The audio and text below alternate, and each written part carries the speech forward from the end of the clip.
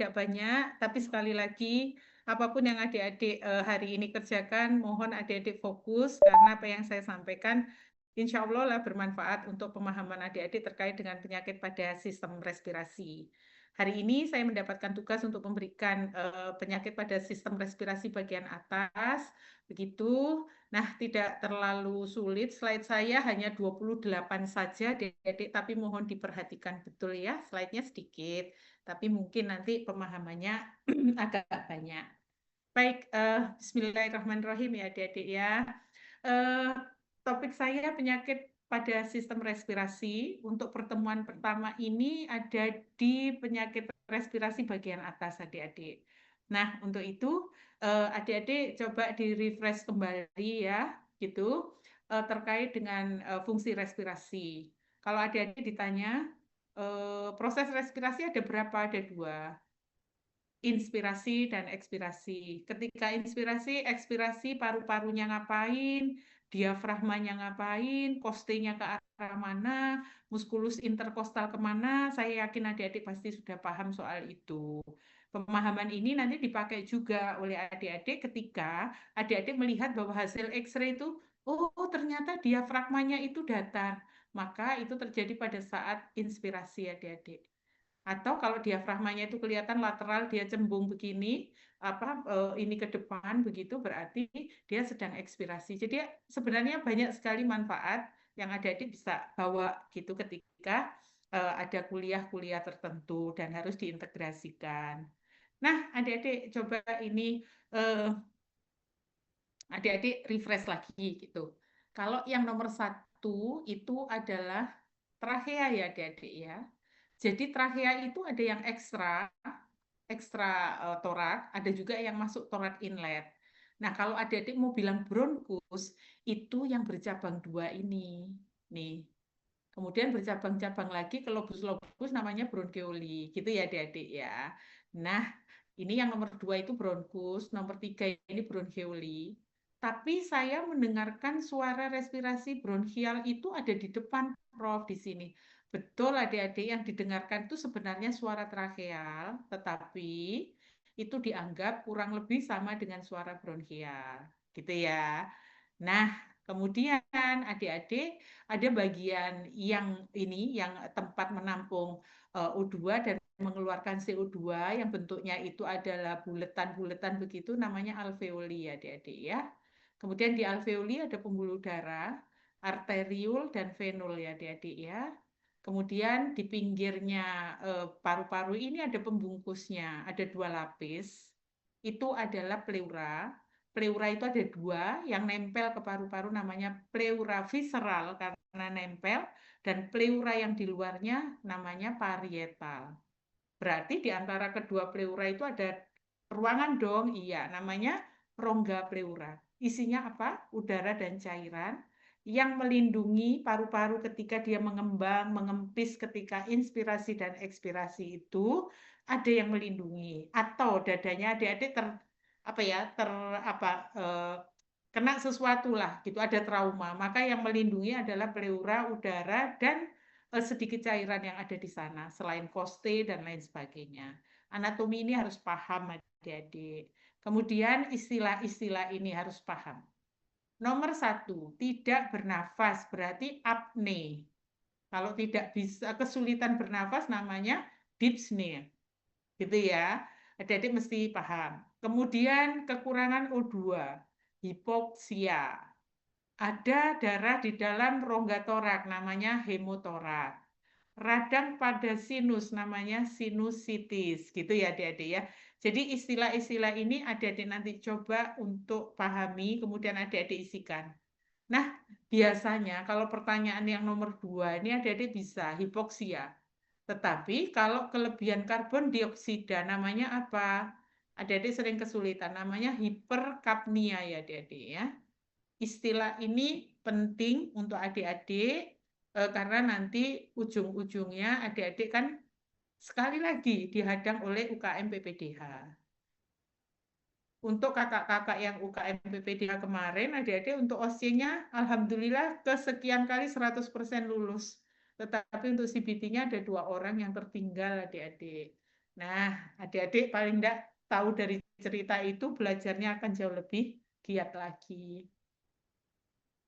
Baik adik-adik, kita setelah refreshing sedikit soal istilah-istilah, kemudian fisiologi dan lain sebagainya, kita mulai yang pertama ya adik-adik ya. Epistaksis dan hemoptisis, apa bedanya? Kalau epistaksis itu adik-adik tahu, mimisan adik-adik, mimisan. Ya, ada darah yang mengalir, ada darah yang keluar, ada darah yang mancur dari hidung tuh namanya epistaksis. Tapi ada juga yang membedakan. Contohnya ini adik-adik. Kalau ini darahnya netes, kalau ini darahnya mengalir lah. Kalau sapi kan dia mengalir dan menetes sama saja gitu.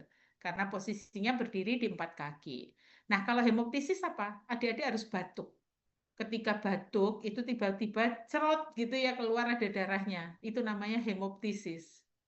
Walaupun nanti keluar dari mulut, dari hidung namanya hemoptisis kalau disertai dengan batuk. Nah, penyebabnya banyak ya adik-adik ya. Perhatikan, intoksikasi bisa mimisan. Kemudian ada tumor pada rongga hidung dan sinus. Bisa juga mimisan. Kok bisa gitu? Karena tumor itu vaskularisasinya banyak adik-adik. Kalau di tumor itu ada trauma, maka darah itu akan mengalir banyak keluar dari rongga hidung. Kemudian ada abses hepar, nanti saya jelaskan di belakang. Gejalanya apa? Ya udah, ada keluar darah dari hidung, namanya epistaksis. Kalau didahului dengan batuk, namanya hemoptisis, begitu. Kemudian untuk terapinya, adik-adik, diagnosa itu ada 3, simptomatik, tentatif, dan kausatif. Sama untuk terapi, itu yang paling bagus adalah menghilangkan penyebabnya. Nah, tadi kita udah tahu bahwa kalau ada epistaksis, ada darah keluar dari hidung, itu biasanya penyebabnya banyak. Oleh karena itu, adik-adik harus memeriksa rongga hidung. Adik-adik harus auskultasi. Adik-adik boleh melakukan X-ray. Adik-adik boleh melakukan pemeriksaan darah lengkap. Adik-adik boleh melakukan endoskopi. Semua dilakukan untuk menentukan asal dan penyebab perdarahan yang terjadi.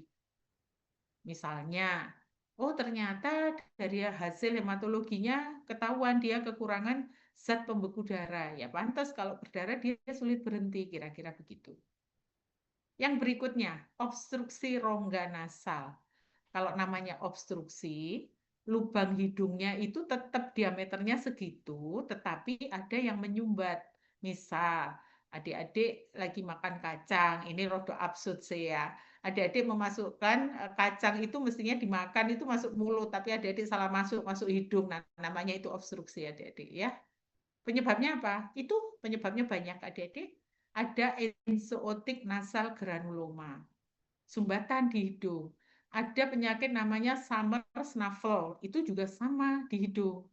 Ada infeksi Oestrus ovis, loh bukannya itu cacing ya? Iya, cacing itu ada yang predileksinya di hidung adik-adik. Kemudian ada corpora aliena, yang tadi tuh mau makan kacang, salah masuk ke hidung, tuh corpora aliena namanya. Dan neoplasia, polip, atau cacing yang lain yaitu Schistosoma nasalis. Itu dia predileksinya di hidung adik-adik, menyebabkan sumbatan. Nah, sekarang gejalanya bagaimana? Adik-adik, bayangkan kalau hidungnya adik-adik itu tersumbat. Satu aja, contoh ditutup begini, tapi dari luar aja ya, jangan dimasukin ke dalam jarinya. Adik-adik kesulitan bernafasnya pada saat inspirasi. Tapi kalau udara udah masuk, kemudian paru-parunya tidak bisa mengempis sempurna, sehingga perlu effort lebih panjang untuk mengeluarkan udara, maka dyspnonya expiratoris adik-adik. Jadi lihat ya, kalau adik-adik sekarang bernafas, inspirasinya lebih panjang, adik-adik punya problem di upper respiratory tract. Tapi kalau adik-adik ekspirasinya yang kayaknya ngoyo gitu ya, perlu effort lebih besar. Problemnya adik-adik mungkin di paru-paru. Kira-kira demikian. Hanya dengan melihat insya Allah bisa. Adik-adik notice problemnya ini di bagian atas atau di bagian bawah.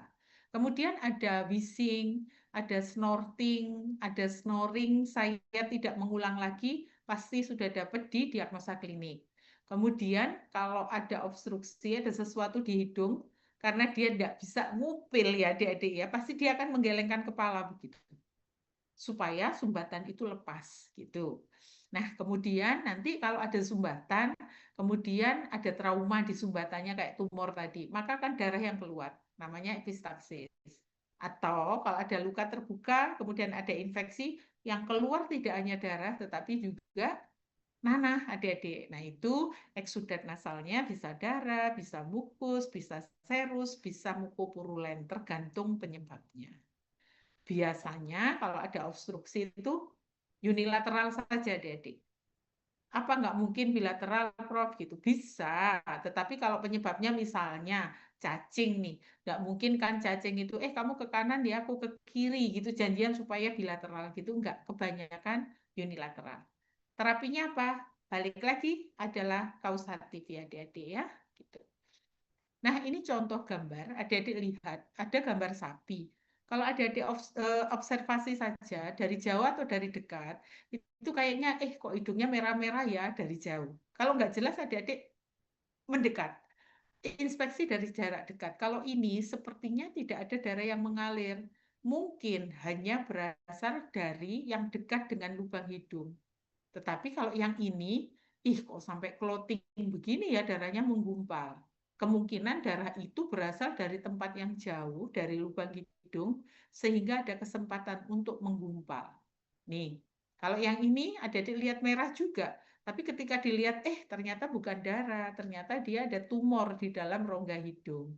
Karena sering di ini adik-adik diusap begitu atau digosokkan ke dinding kandang dan lain sebagainya, maka terjadi perlukaan di daerah itu.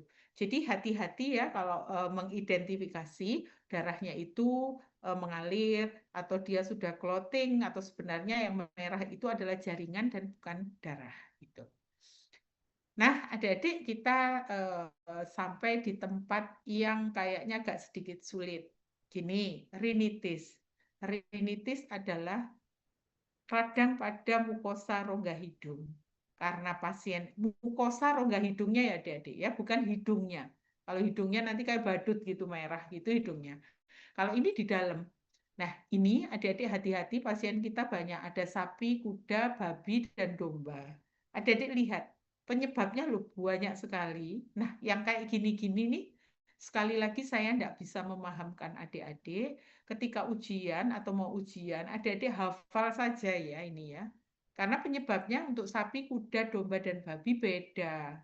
Ada yang bakteri, ada yang virus, ada yang jamur gitu, ada yang parasit. Adik-adik coba untuk yang slide yang begini-begini, adik-adik nanti menghafal untuk keperluan ujian ya, karena saya kesulitan untuk memahamkan adik-adik. Nah, sekarang adik-adik lihat. Kenapa sih keluar ingus? Apa maksudnya? Adik-adik, kalau ada luka di kulit, ada ingus yang bentuknya atau warnanya macam-macam, itu adalah caranya penyakit untuk ngobrol dengan adik-adik. Nah, adik-adik ini diajak ngobrol penyakit, ngerti nggak? Gitu. Ya harus ngerti. Saya kasih contoh ya adik-adik ya. Kita ke sini dulu. Adik-adik ini hidungnya itu kan selalu lembab ya, tidak pernah kering kan hidungnya gitu. Kemudian sebenarnya di hidung itu ada sel yang warna biru dan warna pink. Kalau yang warna biru ini ada silianya, ada rambutnya. Saya yakin hidungnya adik-adik ada rambutnya gitu. Kemudian adik-adik ada juga yang warnanya pink, namanya sel goblet. Nah, sel goblet ini yang menghasilkan mukus sehingga rongga hidungnya adik-adik itu seringkali terasa lembab adik-adik, tidak pernah kering gitu. Nah, fisiologis patofisiologis atau kondisi fisiologis ini adik-adik harus pahami karena nanti ingus itu yang keluar ada yang bening, ada yang butek, ada yang kuning, ada yang kehijauan, ada yang campur darah. Itu adik-adik yang harus bisa mengidentifikasi. Contohnya adalah ini adik-adik. Nih, ada ini berlaku untuk semua hewan ya adik-adik ya, hewan besar, hewan kecil sama. Contoh misalnya, tiba-tiba keluar cairan dari hidung bentuknya serus. Serus itu yang encer. Kayak adik-adik yang alergi pagi-pagi mau sholat subuh, kemudian adik-adik wudhu, keluarlah ingus wangi bening ini. Adik-adik lihat, kalau bentuknya serus seperti ini, maka tipe reaksinya adalah sekresi reaktif dari submukosa, glandula submukosa. Jadi hanya karena iritasi ringan saja, mungkin karena udara dingin, sehingga pas wudhu pagi-pagi itu menjadi pemicu adik-adik ingus dari hidung, gitu. Kalau sudah tahu mekanismenya begini, apakah perlu dikasih antibiotik? Ya nggak usah. Mungkin adik-adik alergi saja atau yang lain, gitu ya. Tetapi coba adik-adik lihat kalau purulen. Purulen tuh yang ingusnya kayak susu kental manis deh adik-adik. Adik-adik lihat akumulasi dan eksudasi dari neutrofil atau pus. Berarti ada infeksi dong. Kalau tipenya begitu adik-adik lihat. Implikasinya apa? Ini dihasilkan oleh organisme piogenik. Bakteri dong, iya. Kasih antibiotik dong, iya. Jadi hanya mengenali karakteristik ingus saja, adik-adik bisa memprediksi nanti kira-kira penyebabnya apa dan terapi yang diperlukan apa. Jadi tidak boleh abai ya adik-adik ya dengan gejala klinis yang adik-adik periksa atau yang dikeluhkan oleh klien.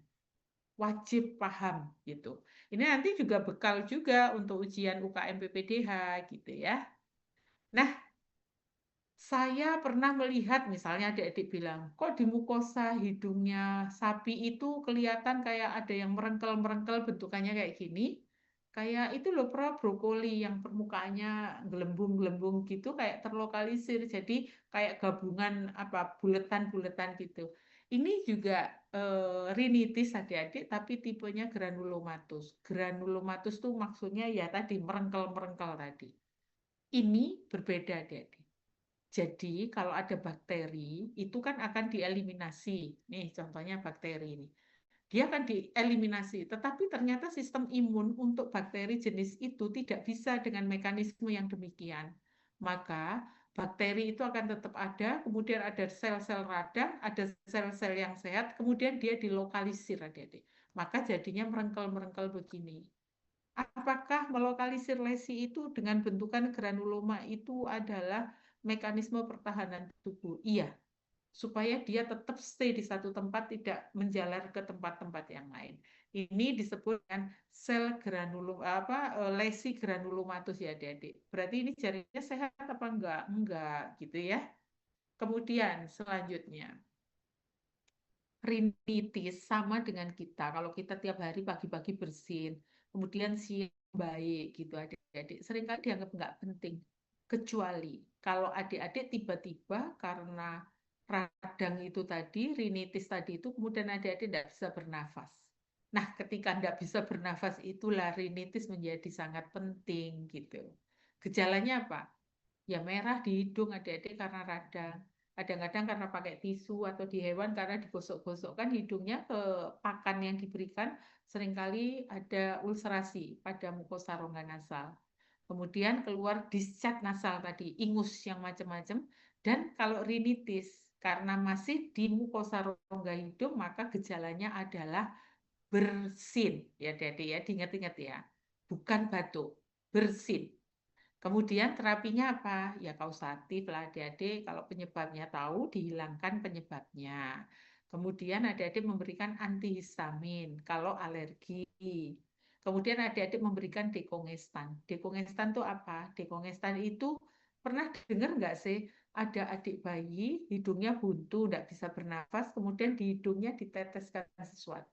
Nah, itu namanya dekongestan adik-adik, membuat bengkak, vasodilatasi karena inflamasi atau keradangan tadi menjadi sedikit berkurang. Sehingga ketika rongga hidung itu bengkak, kan berarti lumenya kecil. Ketika dikasih dekongestan, dia kempes sehingga rongga hidungnya jadi lebih plong untuk bernafas, kira-kira begitu. Kemudian ada juga irigasi rongga hidung itu dengan NaCl yang dikasih antibiotika adik-adik. Tapi saya tidak menyarankan karena biasanya memasukkan ke hidungnya sapi itu 10 cc, tapi yang keluar tuh cuma 5 cc. Yang 5 cc itu malah masuk ke dalam adik-adik. Jadi kalau tidak ahli sebaiknya tidak dilakukan, gitu ya. Ini penyakit 3 serangkai adik-adik kayak trio wek-wek gitu ya. Laringitis, laring, tracheitis, trachea, dan bronkitis, bronkus. ketiganya ini karena dia satu saluran yang memanjang jadi satu, kalau satu kena, yang lain kena. Sehingga biasanya terjadi bersamaan ketiga-tiganya. Penyebabnya apa, Prof? Gitu. Penyebabnya adik-adik untuk sapi, kuda, babi, dan domba berbeda.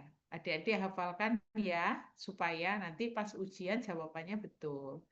Tapi dari rinitis dan penyakit yang tiga ini, adik-adik mesti paham bahwa untuk babi itu penyebabnya sama, yaitu swine influenza. Kemudian adik-adik perhatikan gejala klinisnya karena udah sampai bronkus. Kalau udah sampai bronkus, gejalanya bukan bersin ya adik-adik ya, tapi batuk.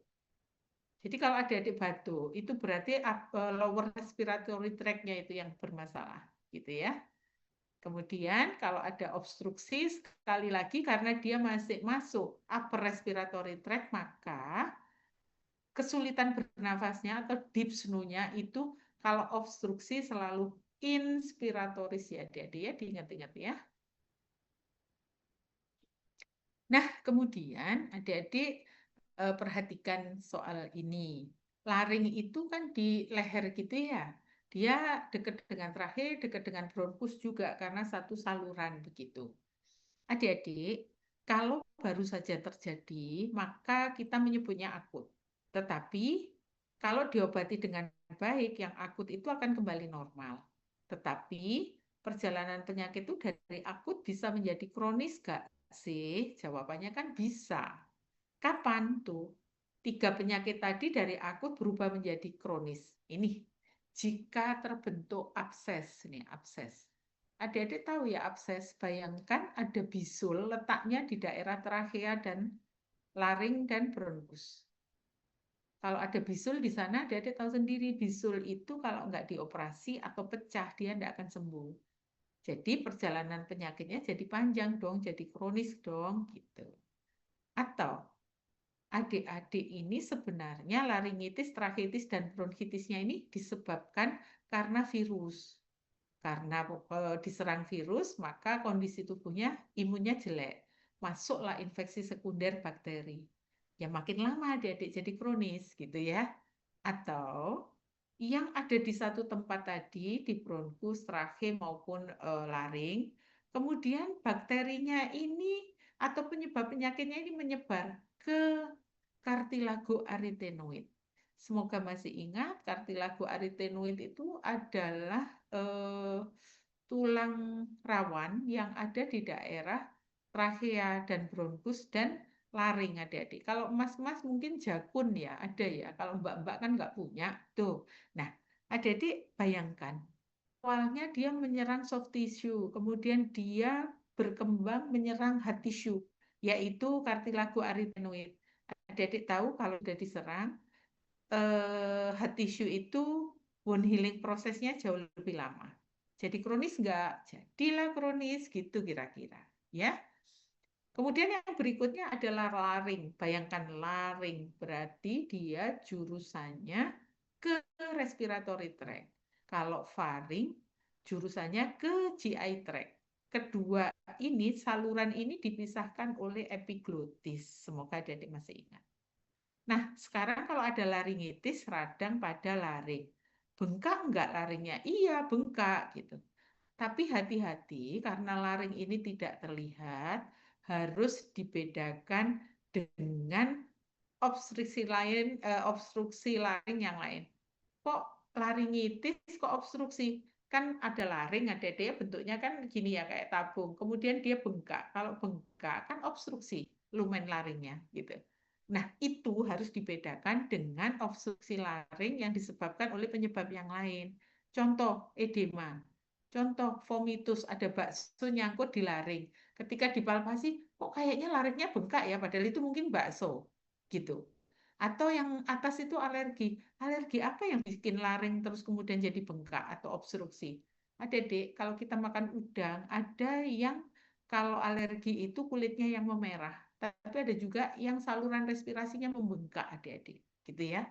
Kemudian ada nasal granuloma boleh, kemudian ada lesi-lesi tuberkulosis yang bentuknya granulomatus merengkel-merengkel juga bisa menyebabkan obstruksi adik-adik ya. Jadi untuk 3 penyakit ini adik-adik harus membedakan mana yang laringitis benar, mana yang bukan. Kemudian mana yang dia akut, mana yang kronis gitu ya adik-adik ya. Terapinya apa? Ya, kausatif lagi adik-adik. Penyebabnya harus dihilangkan. Kemudian antibiotika boleh diberikan? Nggak boleh. Kan tadi penyebabnya salah satunya adalah bakteri. Kemudian steroid, anti-inflammatory drug, tapi golongan steroid. Boleh diberikan. Kapan nggak boleh diberikan steroid? Kalau penyebabnya adalah virus. Karena kalau virus itu masuk ke tubuh karena sistem imunnya jelek, turun. Padahal steroid ini dia imunosupresan, kan makin sakit adik-adik gitu. Jawabannya ya kira-kira. Atau kalau kayak di film-film itu ada kalau tiba-tiba anfal nggak bisa bernafas, maka trakeanya harus dibuka. Namanya tracheostomi, pakai S ya adik-adik ya. Berarti trakenya dibuka dan dia dibiarkan terbuka. Nanti dia akan bernafas lewat lubang yang dibuat. Pernah lihat iklan rokok nggak sih yang lehernya bolong tuh? Nah, itu dia kira-kira. Contoh tracheostomi. Baik adik-adik, ini contoh tracheostomi ya pada kuda. Misal, ini contoh ekstrim lagi deh. Kudanya makan bakso, kemudian baksonya itu nyangkut di atas sini adik-adik, masuk ke respiratory tract. Otomatis kudanya tidak bisa bernafas dong. Maka adik-adik harus membuka area trache itu adik-adik. Kemudian ini trachenya ini, trache itu kan tabung, terus ada yang kartilago, ada yang muskulus. Kartilago lagi muskulus. Nah, yang diiris adalah muskulusnya ini adik-adik. Muskulusnya ini diiris sehingga pipa ini bisa masuk ke dalam trakea, nanti bernafasnya lewat lubang yang dibuat yang baru ini. Gitu. Nah, kalau pada kuda ada bandananya begini adik-adik. Ini pipanya dimasukkan, ini bandananya diikat ke leher atas sehingga dia tetap stay di situ dan kudanya belajar bernafas lewat leher. Suaranya biasanya jauh lebih keras. Cuping hidungnya tidak bergerak karena dia tidak bernafas lewat hidung tapi lewat lubang yang kita buat. Gitu ya. Berikutnya, ini penyakit yang adik-adik kayaknya biasa deh. Sakit apa? Oh, aku sinus gitu. Sinusitis, cuman ada bedanya ya adik-adik antara manusia dengan hewan. Nah, nama sinusnya macam-macam, ada frontal, paranasal, dan lain sebagainya. Adik-adik tiap hewan yang kita periksa punya punya sinus yang berbeda-beda. Nah, adik-adik penyebabnya kalau di manusia bisa karena rinitis yang dibiarkan sehingga dia makin masuk ke dalam ke sinus. Tetapi kalau pada hewan penyebabnya adalah dehorning, pasti pernah dengar. Ada sapi dipotong tanduknya, kemudian luka potongannya itu tidak termanage dengan baik. Jadi sinusitis terjadi pasca dehorning ya, adik-adik trauma. Luka dehorningnya itu tidak tidak ditangani dengan baik, kemudian mungkin ada infeksi dan lain sebagainya, maka daerah yang di potongan tanduk ini nanti cairannya akan mencari rongga yang dekat dengan wajah. Biasanya dia akan di bawah mata, adik-adik ya, kemudian frontal di sini, di dahi, dia akan ngumpul tuh cairannya ke sana. Nah, bayangkan kalau sinus itu terisi cairan, karena hewan itu nunduk begini terus, kadang-kadang keluar lewat hidung, tapi banyak juga yang terperangkap di sinus-sinus yang ada di wajahnya sapi, misalnya ya, gitu. Nah, kalau misalnya ada bagian rongga itu yang terisi cairan, maka gejala klinisnya apa? Adik-adik perhatikan, bersin dan batuk.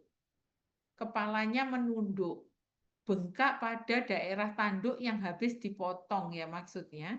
Kemudian palpasi pada daerah yang pangkal potongan tanduk itu kalau dipegang itu bunyinya cerek-cerek gitu adik-adik. Karena isinya air gitu ya. Kemudian kalau potong tanduk itu kan langsung dua ya adik-adik. Kalau unilateral dia akan miring ke sisi yang kena karena dia tidak nyaman. Kemudian dia akan menggoyang-goyangkan kepalanya berharap cairan yang ada di sinus itu bisa keluar lewat hidung. tapi tidak selalu berhasil. Nah, karena letaknya tanduk, kemudian mata, hidung, dan saraf itu dekat, ada kemungkinan nanti gangguan penglihatan dan gangguan pada sistem saraf adik-adik. Obatnya apa? Nah, karena ini infeksi ya obatnya antibiotika. Lokal di tanduknya kah atau sistemik? Tergantung perjalanan penyakitnya. Kemudian kalau sulit untuk diobati biasanya dibuat yang namanya trepanasi atau trepinasi itu adik-adik. Lihat sapi ini, adik-adik dengan melihat aja kelihatan tuh. Mata yang ini jauh lebih menonjol dan dia melotot gitu. Kemudian adik-adik coba lihat, ternyata ini habis dihorning, habis dipotong, tapi ternyata lukanya masih merah. Dilihat matanya juga merah. Dilihat di sini sinusnya sampai bengkak begini, gitu. Nah, ini adalah contoh sinusitis pada timbunan atau timbunan nanah itu ada di daerah paranasal adik-adik ya, di sekitar ini. Tapi banyak juga yang di frontal sini, di dahi kalau untuk sapi-sapi. Nah, ini adalah contoh trepanasi ya adik-adik ya. Jadi adik-adik lihat dia habis dehorning. Kemudian dehorning kayaknya dia lukanya ini tidak membaik, kemudian dia mengalami sinusitis. Ini bagian ininya bengkak adik-adik. Terus kemudian bagian frontalnya juga bengkak. Konfirmasinya pakai apa, Prof? Kalau ada cairan numpuk di frontalis X-ray ya adik-adik ya. Mestinya sinus itu bolong, warnanya hitam. Tapi kalau di X-ray dia berwarna putih, maka kemungkinan dia isinya adalah cairan yang seharusnya tidak ada. Kemudian pakai alat, ini namanya trepan ya adik-adik, yang buat ngeplong gitulah adik-adik. Jadi ini adik-adik lihat frontalnya ini dibolongi, bolong. Jadi kulitnya hilang, kemudian tulangnya juga ikut keplong gitu, kayak adik-adik ngeplong kertas itu loh. Kemudian di sinusnya ini ada dicuci, isinya diambil, dicuci pakai antibiotika atau apa sampai bersih. Nah, nanti kemudian dia akan ditutup kembali. Itu namanya trepanasi ya, adik-adik ya, dikeluarkan semua. Baik, sekarang kita pindah. Kan dari mulai hidung sampai dengan sinus dan lain sebagainya sudah. Trachea sampai bronkus juga sudah. Sekarang kita pindah ke bagian paru-paru, adik-adik. Adik-adik, paru-paru itu, adik-adik pasti pernah makan keripik paru deh, gitu. Atau apa ya, kalau adik-adik makan jerohan paru sapi gitu. Nah, untuk paru-paru itu kadang-kadang ada bagian yang bolong-bolong. Bolong-bolong itu pembuluh darah ya, adik-adik ya. Mungkin bagian bronkus, mungkin bronkeolus gitu. Tetapi tadi kan kita udah belajar bahwa paru-paru itu ada alveolinya. Nah, ketika adik-adik makan keripik paru, yang sudah dijemur, digoreng, rasanya kriuk, maka alveolinya sudah tidak ada, gitu ya. Jadi sekarang bayangkan ada alveoli, alveoli, alveoli banyak.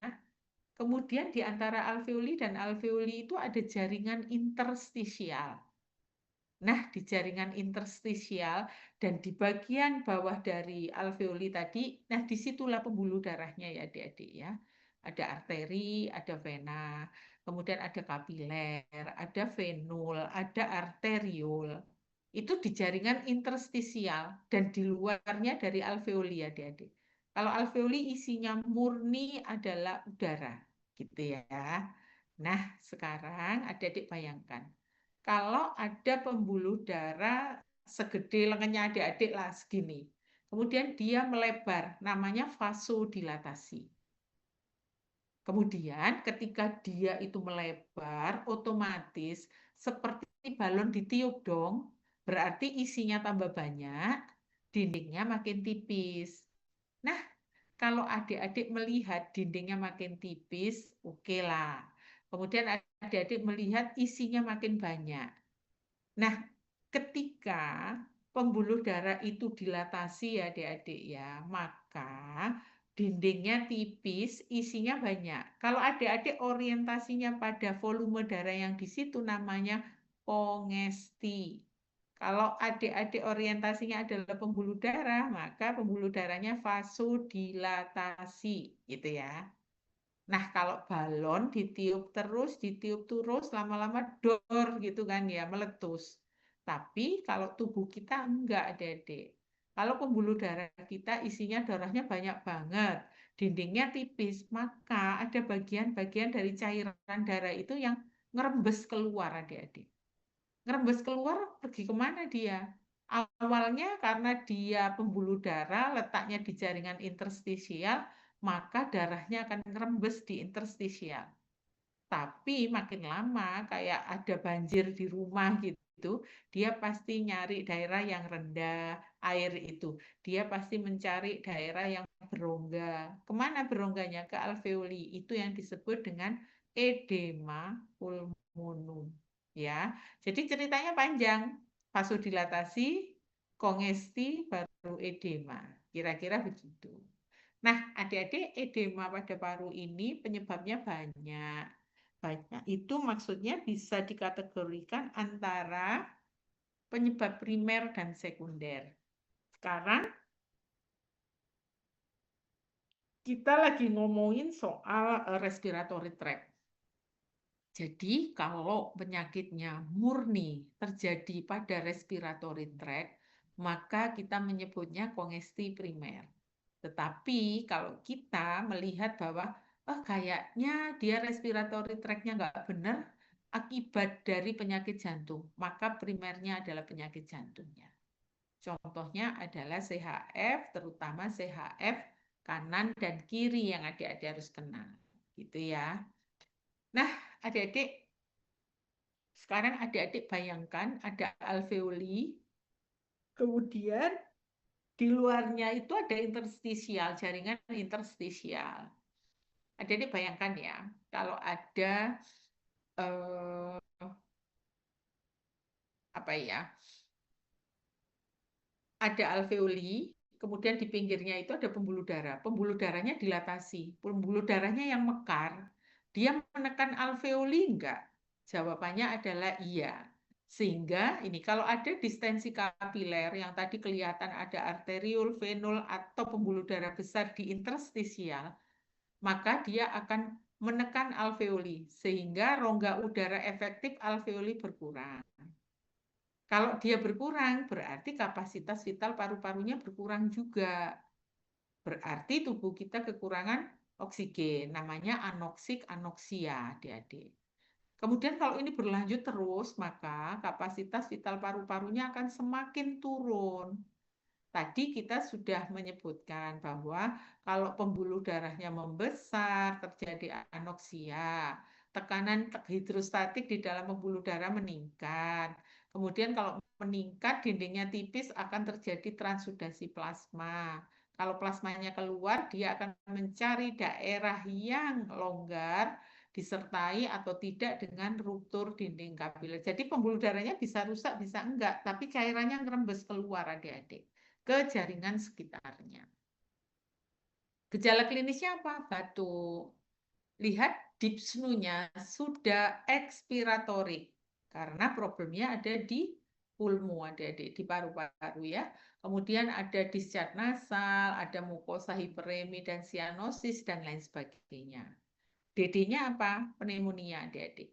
Terapinya apa? Harus istirahat, menghilangkan kausanya, memberikan antihistamin, memberikan atropin sulfas untuk mengurangi sekresi bronkus, memberikan kortikosteroid sebagai antiinflamasi, memberikan aminofilin ini untuk bronkodilator, dan memberikan furosemid. Dia adalah diuretik. Kalau ada edema, dia akan mengambil cairan tadi masuk ke dalam pembuluh darah, difiltrasi di ginjal, dikeluarkan lewat urin.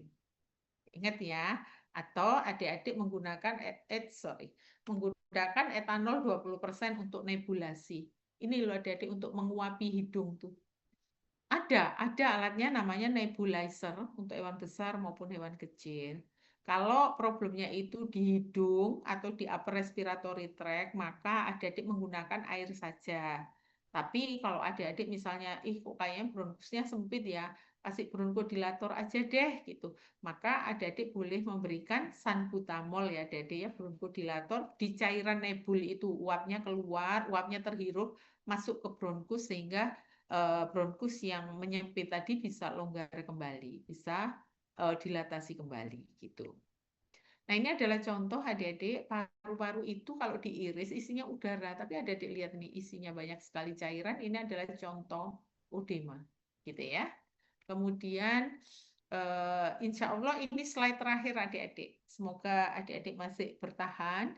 Nanti kita lanjutkan minggu depan. Ya, sebentar. Kayaknya aku punya contoh. Nah, ini adik-adik. Paru-paru yang sehat tuh warnanya begini. Harus ada pucet-pucetnya begini. Kalau merah semua, kan nanti menyerupai hepar. Dan itu tidak sehat. Karena paru-paru itu isinya udara, bukan darah. Tapi udara, gitu ya. Adik-adik lihat, ini adalah udara yang terperangkap di dalam alveoli. Sehingga kayak kayak apa ya? Kayak balon tadi diisi udara, diisi udara. Misalnya nih, Dimas tuh bernafas. Sebenarnya dia butuhnya itu masuk 10, tapi dia butuhnya 5. Kalau dia sehat, maka yang 5 akan dikeluarkan. Tetapi kalau parunya Dimas tidak sehat, dia memasukkan 10, keluar cuma 2, dibutuhkan 5, sisa 3. Nah, 3-nya itu adik-adik surplusnya. Nanti dia akan numpuk terus, udara itu numpuk terus, lama-lama paru-parunya begini. Bisa meletus nggak ini? Bisa, adik-adik. Ruptur bisa. Gitu ya. Ini kalau emfisema. Kalau antelektasis kebalikannya, alveolinya kempet. Jadi gambarannya dia pucat-pucat begini. Ini adik-adik. Antelektasis itu yang kempes-kempes. Jadi isinya udara aja atau isinya justru merah-merah karena bukan udara. Ya. Jadi adik-adik nanti istilah-istilah untuk emfisema, atelektasis, pneumonia, pneumonitis itu adik-adik betul-betul bedakan ya. Baik, kita ke atas lagi. Emfisema pulmonum adalah distensi paru yang disebabkan karena ada udara terperangkap di dalam alveoli dengan atau tanpa rupturnya dinding alveoli. Benar kan tadi yang lembung tadi bisa pecah bisa enggak. Penyebabnya apa? Ini adik-adik banyak sekali teori. Ada yang bilang, oh itu dinding alveolinya nggak kuat, makanya dia bisa melar kayak gitu, gitu.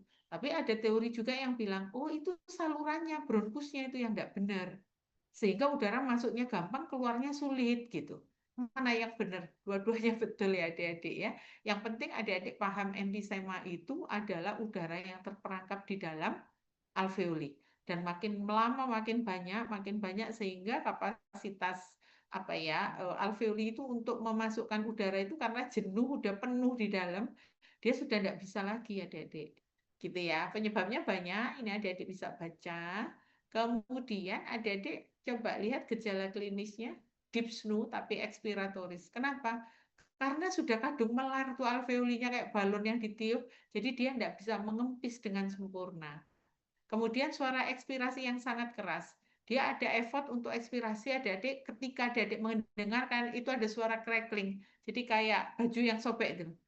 Karena dia menghempas keras untuk mengeluarkan udara sehingga alveolinya bisa jadi ruptur kemudian atau gesekan udara di dalamnya itu menyebabkan suara yang namanya crackling adik-adik. Krek gitulah adik-adik. Ya kayak sobek gitu.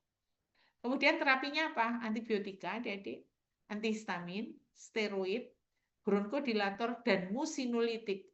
Kok musinolitik, Prof? Gitu. Musinolitik itu adalah obat untuk mengencerkan dahak ya adik-adik ya.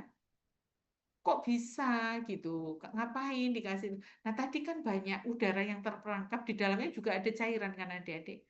Nah itu yang harus kita bantu untuk bisa sedikit berkurang sehingga dia bisa bernafas lebih lega. Ini gambar yang tadi. Ini contoh adik-adik ya, misalnya ini yang kayak buah anggur ini adalah alveoli misalnya ya. Alveoli yang normal tuh begini, udara masuk, dia mengempis, udara keluar. Tetapi kalau atelektasis emfisema itu yang ini adik-adik. Jadi dia itu ada isinya banyak-banyak, kemudian dia kempes karena ruptur. Kalau ini bentuknya ruptur. Kalau yang tidak ruptur bagaimana? Mungkin diameternya 2 kalinya, jadi mengembang gitu adik-adik. Dan dua-duanya yang ruptur atau yang tidak, kalau ada udara terperangkap abnormal di dalam alveoli, ada respirasi, terutama pada saat ekspirasi ya adik-adik ya. Ini gambar apa nih? Adik-adik lihat, ini pneumonia. Kalau pneumonia itu harus sudah ada sel radang dan ada cairan di dalam alveoli. Kalau pneumonitis biasanya belum begini adik-adik, hanya radang saja. Tetapi kalau sudah ada cairan, ada sel radang kayak gini, makin berat namanya pneumonia, gitu ya. Agak sedikit anomali, tapi biasa yang dipakai istilah itu adalah pneumonia. Ini sama adik-adik. Kalau adik-adik lihat, adik-adik tahu, oh ini polanya paru-paru ini. Tapi adik-adik lihat warnanya kok merah, nggak ada udaranya. Udaranya ada tapi berbentuk gelembung-gelembung berbusa begini. Ini yang disebut dengan apa adik-adik? Parenkim paru tapi menyerupai parenkim liver. Kalau ada dilihat ini kan kayak liver, anggap aja ini, oh kayaknya vena sentral, tapi begitu dilihat-lihat, oh kayaknya bukan ini paru-paru, tapi mirip dengan dengan parenkim liver adik-adik, gitu ya. Nah, ini kenapa disebut edema? Banyak cairannya, adik-adik. Mestinya kan nggak sebanyak ini cairannya. Kemudian ada emfisema. Emfisema itu udara yang terperangkap. Nah, adik-adik, antara cairan dan udara tadi, kalau dibiarkan bentukannya kalau di dalam paru-paru seperti ini. Kayak adik-adik ada bak, dikasih air, kemudian dikasih deterjen, kemudian ini kan diratakan, kemudian kan keluar busa. Sama dengan ini adik-adik. Padahal kalau paru-paru mestinya ketika dia diiris bentukannya nggak ada cairan, nggak ada udara yang berlebihan begini. Gitu. Coba adik-adik ingat nanti kalau praktikum di patu dan lain sebagainya, paru-paru yang sehat itu tidak semerah ini, tidak sebanyak ini busanya, dan tidak sebanyak ini cairannya. Kira-kira begitu ya. Baik adik-adik, terima kasih banyak. Mungkin ada yang mau ditanyakan, senyampang itu saya mau menyiapkan daftar hadir dulu untuk adik-adik. Boleh.